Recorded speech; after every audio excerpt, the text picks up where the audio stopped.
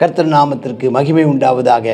நாமோ நீதிமான்களாக இருந்து ஆமென் ஸ்தோத்திரம் கர்த்தர் நாமத்தை மகிமைப்படுத்துவோம்.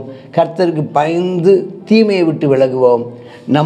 நம்மை பெற்றோருக்கும் நம்மை சுற்றி இருப்பவருக்கும் நாம் சந்தோஷத்தை கொடுக்கிறவர்களாய் காணப்படுவோம். நான் வாழுவேன், நான் வாழுவேன். இந்த சூழ்நிலைகள் வந்தாலும் தொடர் தோல்விகள் நேர்ந்தாலும் நான் வாழுவேன், நான் வாழுவேன். இந்த சூழ்நிலைகள் வந்தாலும் தொடர் தோல்விகள் நேர்ந்தாலும் நீர் இருக்கையிலே எனக்கு குறைவு இல்லை. நீர் இருக்கையிலே வெட்கப்பட்டு போவது இல்லை. நீர் இருக்கையிலே எனக்கு குறைவு இல்லை. நீர் இருக்கையிலே வெட்கப்பட்டு போவது இல்லை. தனிமரமாக நான் விழுந்தேனே, நம்பிக்கையை இழந்து நான் தவித்தேனே. துணையாக யாரும் இன்றி துடித்தேனே, துக்கத்தோடு அங்கும் இங்கும் தீர்ந்தேனே. என்னுடைய கதறலை கேட்டீரே, தூரத்திலே இருந்து என்னை அறிந்தீரே. நீரே என்னை தேடி ஓடி வந்தீரே.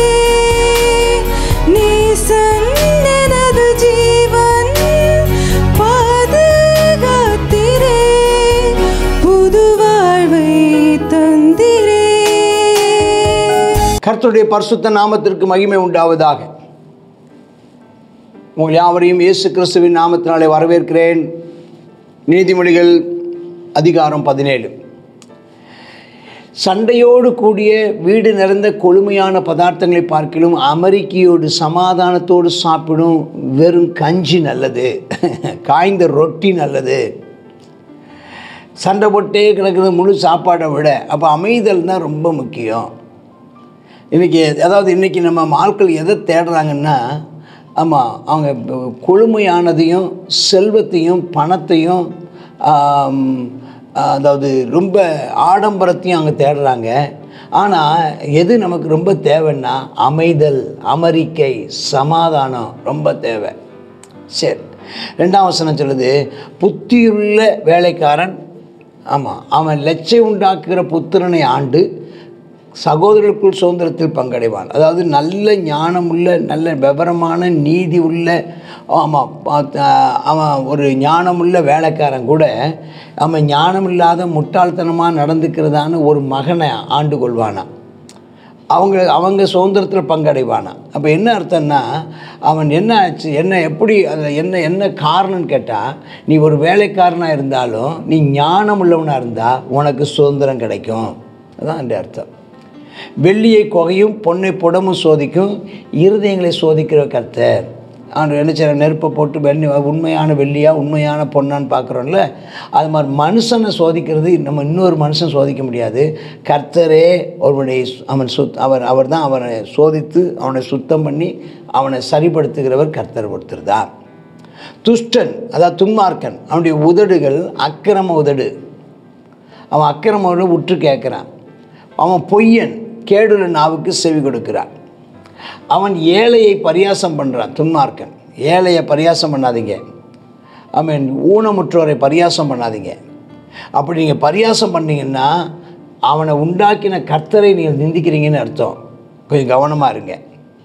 ஆமாம், ஆண்டவர் அப்படிப்பட்டவங்களை ஆண்டவர் கட்டாயம் காண்பான். ஸ்தோத்திரம். ஆண்டவரை அவங்கள கடிந்து கொள்வார், அவர்களுக்கு தண்டனை கொடுப்பார்.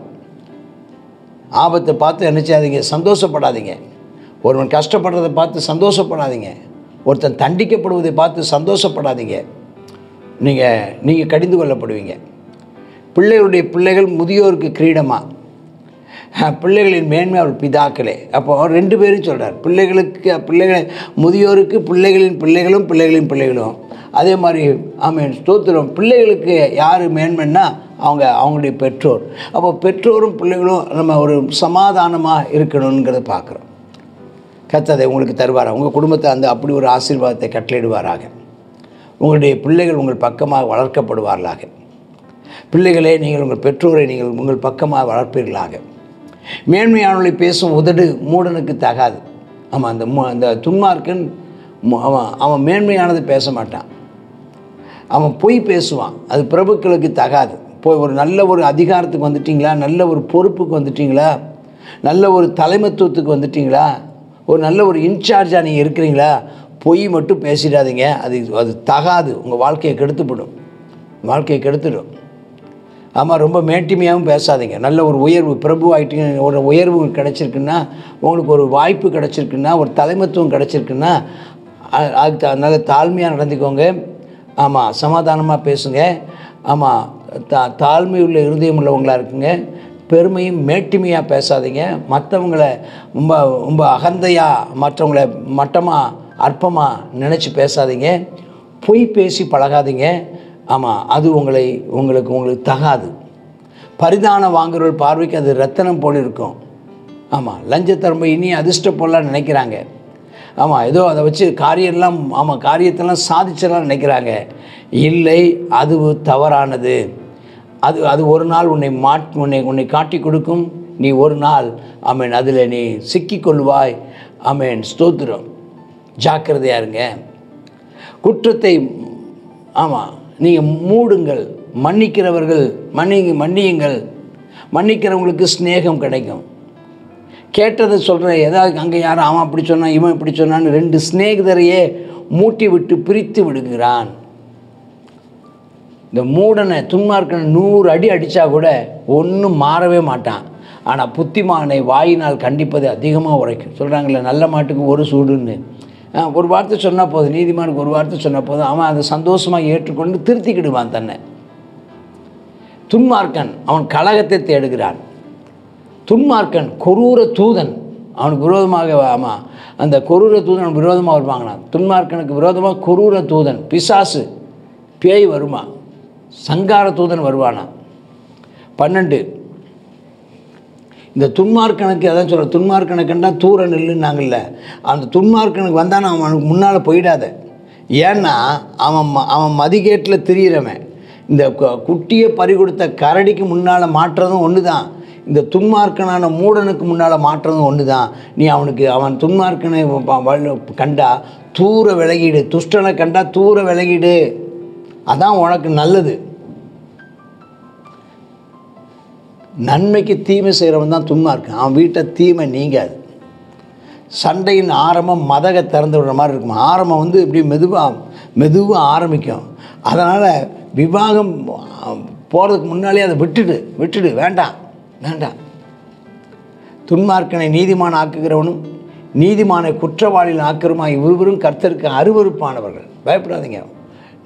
நீ நீதிமானாக இருந்து உன்னை துன்மார்க்கன்னு ஒருத்தன் தீர்ப்பளித்தான்னா அவன் அருவருப்பானவன். ஒரு துன்மார்க்கனை நீதிமான் என்று ஒருவன் தீர்ப்பளிப்பானால் அவன் அருவருப்பானவன். கர்த்தர் கடிந்து கொள்வார். ஞானத்தை கொள்ளும்படி 16ஆம் வசனம், ஞானத்தை கொள்ளும்படி, ஞானத்தை பெற்றுக்கொள்ளும்படி. மூடன் கையில் ரொக்க எண்ணத்துக்கு, பணம் எண்ணத்துக்கு. பணத்தை வச்சு ஞானத்தை வாங்க முடியாது. அவன் பணம் இருந்தாலும் அவனுக்கு தான் அது மேலே அக்கறையே இல்லையே. முதல்ல பணம் முக்கியமல்ல. ஞானத்தை பெற்றுக்கொள்வதற்கு பணம் முக்கியமல்ல, மனது முக்கியம். மனம், அதை பெற்றுக்கொள்ளுங்கிற மனது. சிநேகிதன் எல்லா காலமும் சிநேகிப்பான், இடுக்கணில் உதவி. ஆனால் சகோதரன் ஒருத்தர் இருக்கான் பாருங்கள், அவன் துன்ப காலங்கள் உதவி செய்வான். இதே இடத்துல இன்னொருத்தர் சொல்லப்பட்டிருக்குது. என்னென்னா, தன்னுடைய சகோதரனிலும் அதிகமாக சிநேகிக்கிறவர்களும் உண்டுன்னு சொல்கிறாங்க. ஒரு சகோதர சிநேகம் நமக்குள்ளே வேணும். சிநேகிதர்கள் கூடுவாங்க, பிரிவாங்க. ஆனால் சகோதரர்கள் கூட இருக்கிறவங்க. 18ஆவது வசனம், புத்தியினன் அந்த துன்மார்க்கன் அவன் சிநேகிதருக்கும்பாக கையெடுத்து பிணைப்படுகிறான். அவன் மாட்டிக்கிறான். துன்மார்க்கன் வாது பிரியன், எப்போ பார்த்தாலும் வாதம் செய்வான். எதை எடுத்தாலும் வாதம் செய்வான். அவன் பாதக பிரியன், பாவம் செய்கிறான். அவன் தன் வாசலை உயர்த்தி கட்டுகிறவன் அப்படின்னா நடத்தின பெருமைக்காக எதையும் செய்கிறவன், பெருமைக்காக எதையும் செய்கிறவன் அவன் அழிவை நாடுவான். துன்மார்க்கன் அவன் மாறுபாடான இருதயம் உள்ளவன், நன்மையை கண்டடைய மாட்டான். துன்மார்க்கன் புரட்டு நாவு, ஒரு நேரம் ஒன்று பேசுவான். துன்மார்க்கனை பெற்றதான பெற்றோர் சஞ்சலப்படுவார்கள். துன்மார்க்கனுடைய தகப்பனுக்கு மகிழ்ச்சி இல்லை. ஆனால் நீதிமான் நல்ல ஔஷதம். நீதிமான் மனமகிழ்ச்சியாக இருங்க. அதனால தான் சந்தோஷமாயிருங்கள் மறுபடியும் உங்களுக்கு சொல்லுகிறேன்னு சொல்கிறார். முறிந்த ஆவி எலும்புகளையே உணரப்பண்ணும். நீங்கள் இது நீதிமான் துன்மார்க்கனோடு இல்லாமல் 22ஆம் வசனம் பொதுவான ஒன்று. நல்ல மனமகிழ்ச்சி, கர்த்தரில் மனமகிழ்ச்சியாயிரு, உன் வேண்டுதலை அவர் நம்மை கேட்க செய்வார். சங்கீதத்தில் இருக்குது. அப்போ மனமகிழ்ச்சியாயிரு, சந்தோஷமாயிரு. உனக்கு இருக்கிறதுல நீ சந்தோஷமாயிரு. எப்போ பார்த்தாலும் புலம்பிக்கிட்டே இருக்காத, எப்போ பார்த்தாலும் நீ வருத்தப்பட்டு பேசிகிட்டே இருக்காத. இருக்கிறதுல மன ரம்மியமாக இரு, அது உனக்கு ஆரோக்கியமாக இருக்கும்.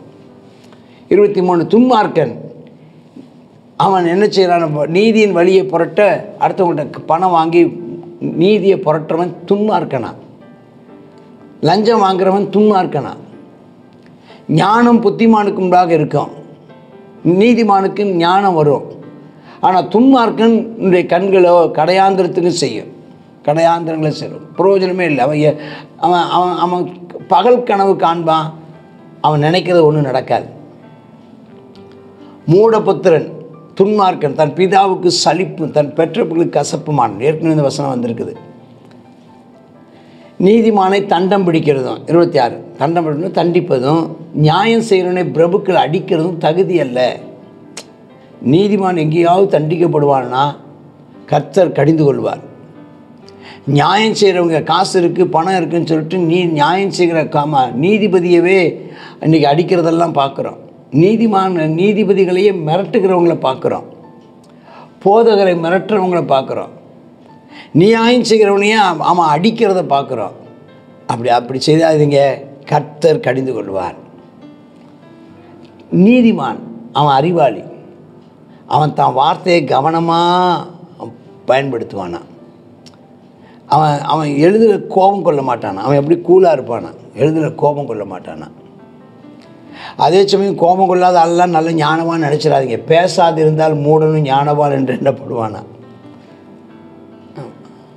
அவன் பார்த்தா அப்படி தான் தெரியும். நல்லா ஜாக்கிரதையாக இருங்க. உதடுகளை மூடுகிறவன் புத்திமான். அப்போ நிறைய பேர் ரொம்ப ரொம்ப கூலாக இருக்கிறவங்கெல்லாம், அதாவது அமைதியாக இருக்கிறவங்கெல்லாம் ஞானவான்னு நினச்சிடாதீங்க. பேசாமல் இருக்கிறவனா உதட மூடுகிறவங்களாம் ஞானின்னு கிடையாது. சில நேரங்களில் துன்மார்க்கணும் நீதிமான் எப்படி இருப்பான்னு அவனுக்கு தெரியும். அதனால் துன்மார்க்கன் நீதிமானை போல மாய்மாலம் பண்ணுவான். அவனும் படித்தவன் தானே. துன்மார்க்கன் என்ன செய்கிறான்னா சில நேரங்களில் மக்களை ஏமாற்றுவதற்கு, மக்களை வஞ்சிப்பதற்கு நீதிமானின் வேடத்தை, நீதிமானின் வேஷத்தை, ஏன் சில நேரங்களில் அவன் ஸ்தோத்திரம், அவன் ஒளியின் தூதனுடைய, அது வெளிச்சத்தின் பிள்ளைகளைப் போல அவன் என்ன செய்வானா, அவன் அந்தி கிறிஸ்துவை போல, இயேசுவை போல அவன் வேடதாரியாக மாறி ஏமாற்ற பார்ப்பான்.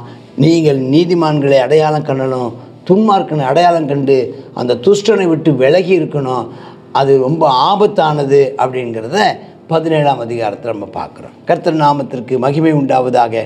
நாமோ நீதிமான்களாக இருந்து ஆமென் ஸ்தோத்திரம், கர்த்தர் நாமத்தை மகிமைப்படுத்துவோம். கர்த்தருக்கு பயந்து தீமையை விட்டு விலகுவோம். நம்மை பெற்றோருக்கும் நம்மை சுற்றி இருப்பவருக்கும் நாம் சந்தோஷத்தை கொடுக்கிறவர்களாய் காணப்படுவோம். கர்த்தர் நம்மை ஆசீர்வதிப்பாராக. ஆமேன், ஆமேன். God bless you. நீதிமொழிகள் 17ஆவது அதிகாரத்தை பார்க்குறோம்.